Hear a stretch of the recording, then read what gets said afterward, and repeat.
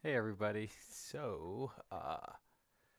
The yesterday I was basically pointing out and trying to figure out various bugs that were happening in the camera a- a- with respect to animations and I and it seems like that is most of them are resolved now, and it didn't really take a whole lot of code, but it did take a lot of time.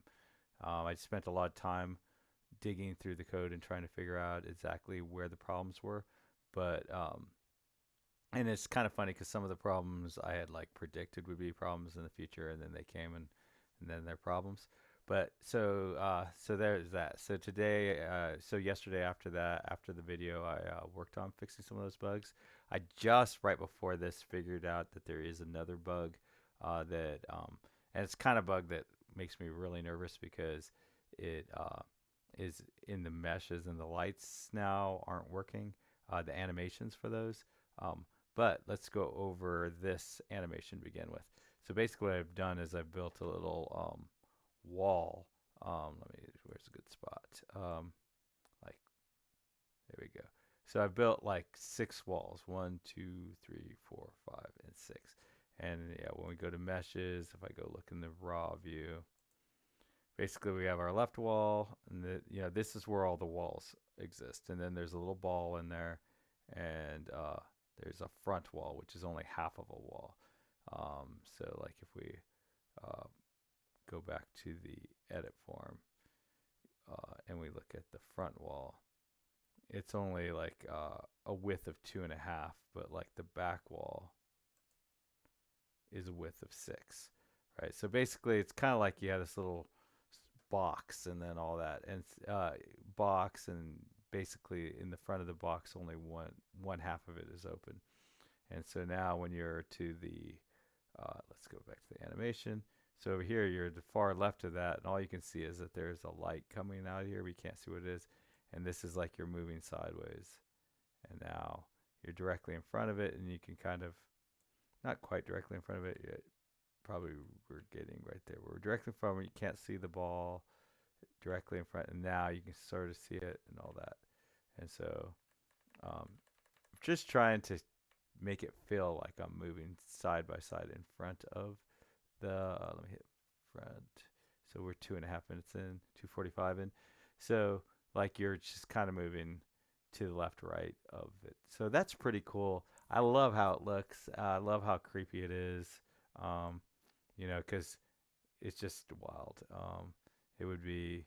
I could definitely see like in a video game, you're kind of creeping, trying to see what's in here, and then boom, there's something right there.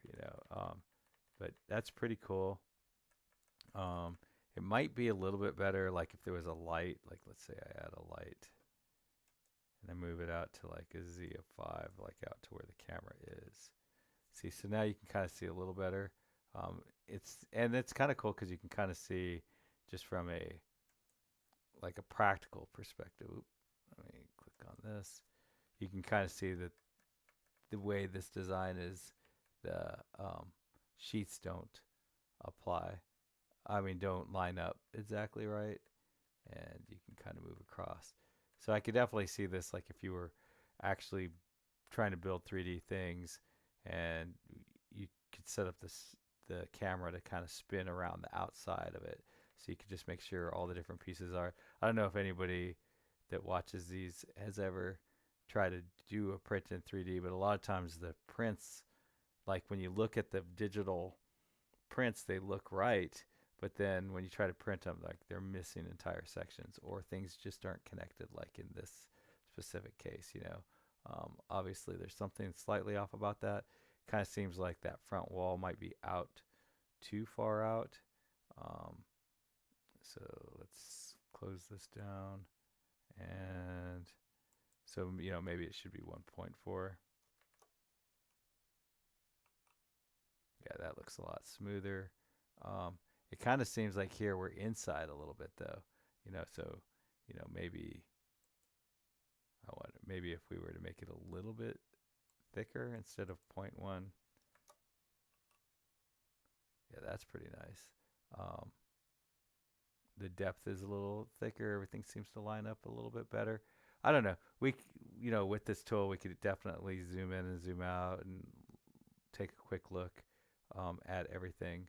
But let me get that animation going again now that we have that camera in the front. I mean, that light in the front. Yeah, I feel like that's a lot more. And then I feel like if I had a ground, like a ground that was all the way across, all the way at the bottom, or maybe if I took the existing ground, the existing floor, and made it, instead of a width of 6, make it a width of 60 and a depth of 60. Let's make it 30.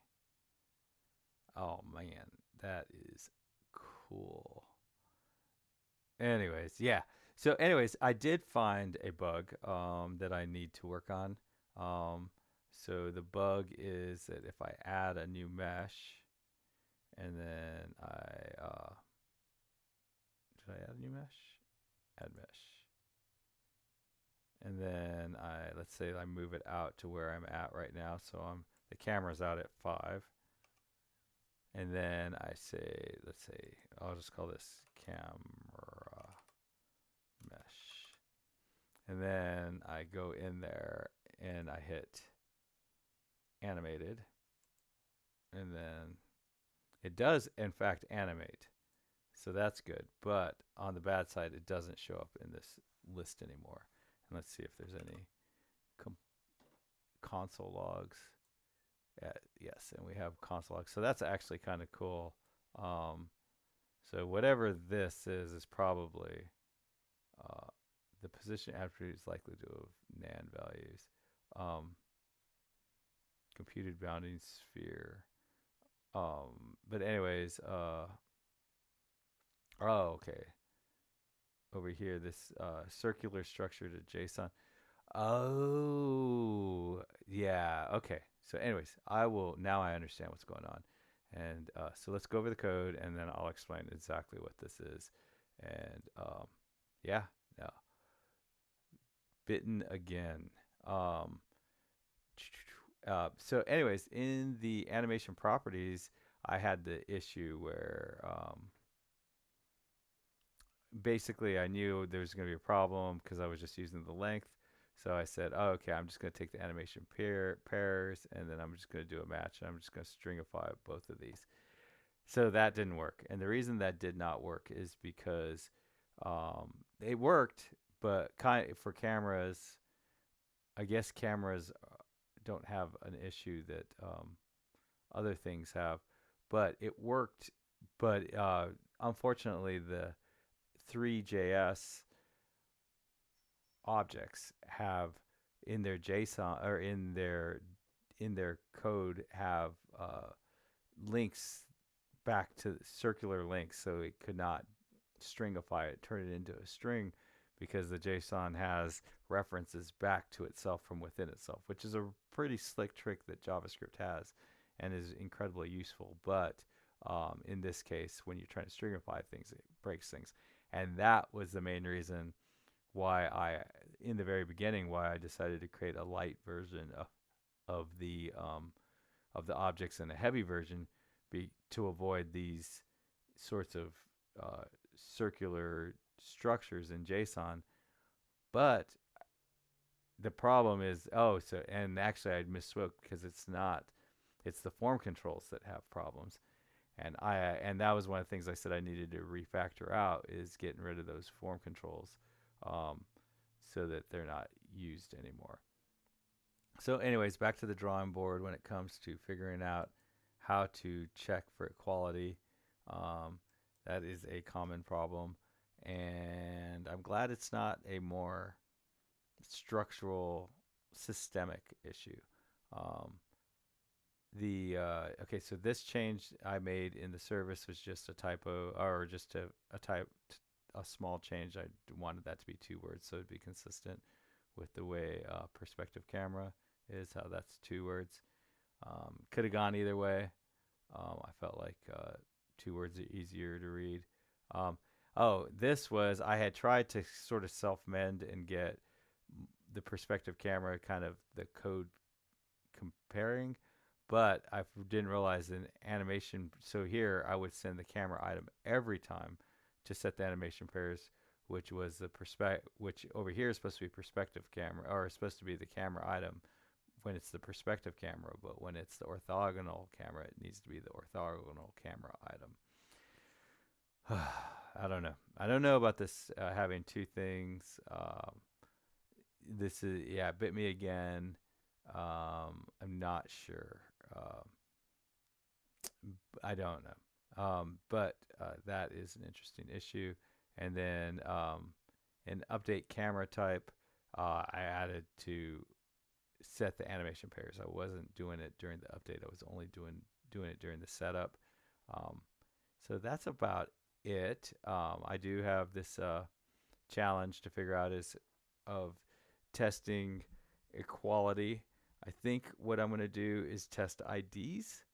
I guess that'll be the best way to do. This code. These equality testing code tend to be problematic in JavaScript. A lot of times, just the best way to test how things are equal. But yeah, so basically in this data match, it checks to see if the data is matching, and I'm just trying to stringify. And that is usually a pretty decent little hack, but it doesn't work for me this time because I have those forms in there, which those are going to go away, but they're not going away anytime soon. So I basically need to add some logic that says go through all the new, like for loop through all the new data and see if the old data has the same IDs. And if there's any difference in the IDs, then I guess that's going to be some ugly code. But anyways, that's about it, guys. Happy coding. Bye.